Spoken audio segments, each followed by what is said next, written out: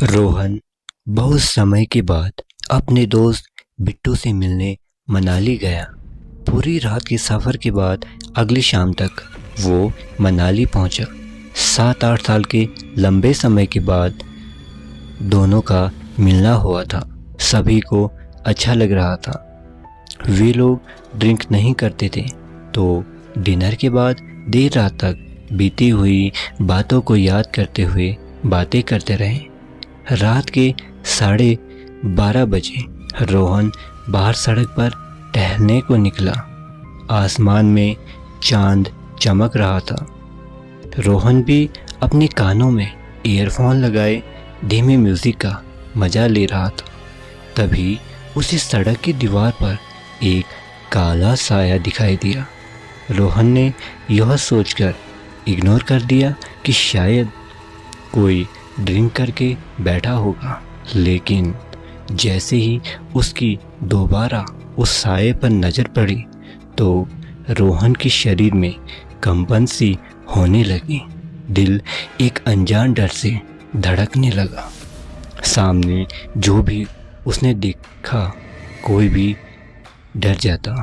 वह साया धीरे धीरे बड़ा हो रहा था और सड़क से हटकर दीवार के बीचों बीच हवा में झूलने लगा था।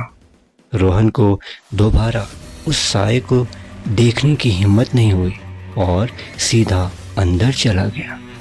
उसने अपने दोस्त से कुछ भी नहीं कहा, ये सोचकर कि कहीं वो लोग उसका मजाक न बना दे। इसी बीच बिट्टू का भाई भी बाहर निकला हुआ था।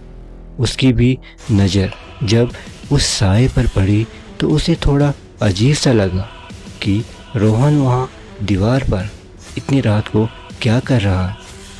अंदर आकर जब उसने रोहन को बिट्टू के साथ देखा तो उसे भी यकीन नहीं हुआ और बोला, तुम अगर यहाँ हो तो वहाँ बाहर क्या है?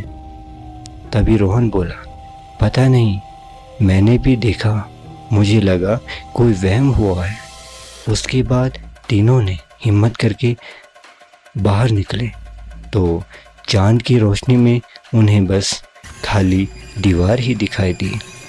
अब वहाँ पर कोई भी साया नहीं था।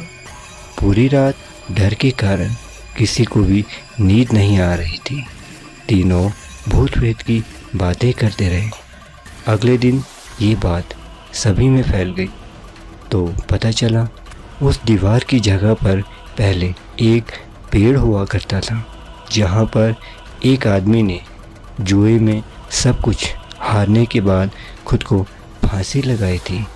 कई बार पहले भी लोगों को उल्टी लाश लटकती हुई दिखाई देती थी।